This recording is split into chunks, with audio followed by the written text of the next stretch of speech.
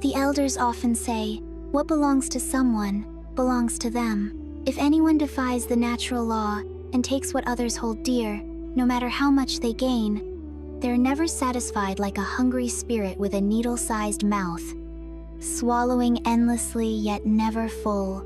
I once laughed at that teaching until the day the mirror reflected a weary woman, dark circles under her eyes and pale, trembling lips.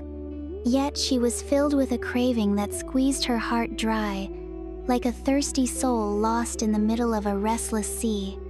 That woman was me, Asorn, and this is the confession of desire that led me to become the hungry ghost who stole another woman's husband by my own choice.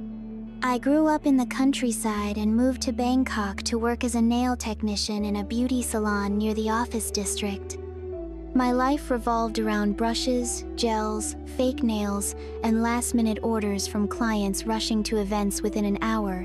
The pay was never much, but the tips were enough to get by, and on days when my regular clients came, I dared to dream that someday I'd open a little salon of my own. One evening, Ek walked into the salon with his wife, a neat, charming man with an easy smile and a polished sense of style. His wife's name was Mook, a simple-looking woman with neatly tied long hair and a modest work outfit. He spoke to her with such gentle affection. Mook wants to dye her hair. Could you please take care of her for me? That warm tone of his, paired with the ring on his finger, was mesmerizing in all the wrong ways. I focused on styling Mook's hair with all my skill, while Ek sat waiting, chatting casually about the weather. Before leaving, Ek handed me his business card. If your salon takes outside jobs, feel free to contact me. Our company hosts parties quite often. My heart skipped a beat. The dream of opening my own little salon flashed through my mind in that very moment.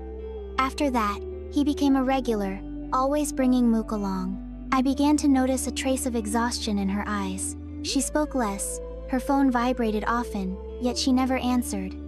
Ek still smiled, but sometimes turned away to answer messages as if something urgent always came up. I started to interpret things. He was charming, warm, kind, and seemed to be lacking understanding from his wife. That kind of thought was darker than I wanted to admit, because it made me allow myself to look at him longer and longer.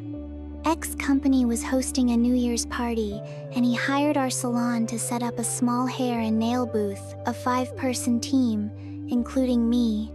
He was polite to everyone, yet whenever our eyes met, his gaze lingered on me for just a split second before moving on as if by accident. After the event ended, I received a message. Thank you. The team did a great job. Have you made it home yet tonight? Yes, I'm home now. Thank you for trusting us. If you're free, would you like to have lunch tomorrow? I've got an idea to discuss about a permanent beauty booth for the company. I opened and closed the message over and over, like threading a needle, staring, focusing, before finally letting it slip through. During that lunch, only a fraction of our talk was about work. The rest was personal. Ek told me that Mook had quit her job to focus on trying to have a baby. But when hopes didn't go their way, silence became a thick wall within their home. He smiled, but his face looked dim. I nodded in understanding, while my heart translated it as, his love is falling apart. A frightening thought flashed through my mind. If I were gentler, if I listened more, maybe his loneliness would fade away. That day, he paid for the meal and thanked me with a long, thoughtful message. Before we parted, Ek softly said, May I hold your hand, just for encouragement? His warm fingertips rested on my hand for barely 2 seconds, yet the fire in my chest spread like oil over glowing coals. I returned to the salon trembling slightly, fully aware that I had just taken one irreversible step across the line. Ek's messages came more often, and my excuses grew more convincing, talking about work, checking booth details, asking for client feedback, until they finally turned into, I miss you. Mook still came to have her hair done with me as usual. One day, she asked in a soft, hesitant voice, Payson, if someone's tried everything but still can't have a baby, what should they do? That question felt like a short blade piercing straight through my chest. Shame surged so hard I could barely breathe, and I answered her with textbook words. Take care of your heart first. Rest, and try to talk to each other more, even though I was one of the reasons behind the silence between them. Before leaving, Mook gave a sad smile. Thank you. You're so easy to talk to. It feels like talking to a friend. That night, I couldn't sleep. I dreamed of a tall, thin, shadowy figure with a mouth as small as a needle's eye standing by my bed.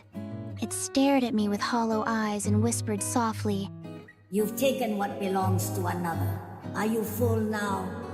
I jolted awake, drenched in sweat, as my phone screen lit up a message from Ek. I miss you too. Sleep well.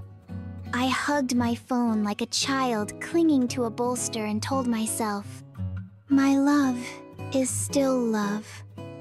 I told myself I wasn't a bad person, just unlucky to have fallen for someone who already belonged to another. That excuse was as sweet as it was bitter. On my birthday, Ek sent roses to the salon. The small card read, May this year be ours. The word ours exhaled a warm mist that seemed to fill and soften the entire room. My coworkers exchanged teasing smiles, and I pretended it was just a gift from a client.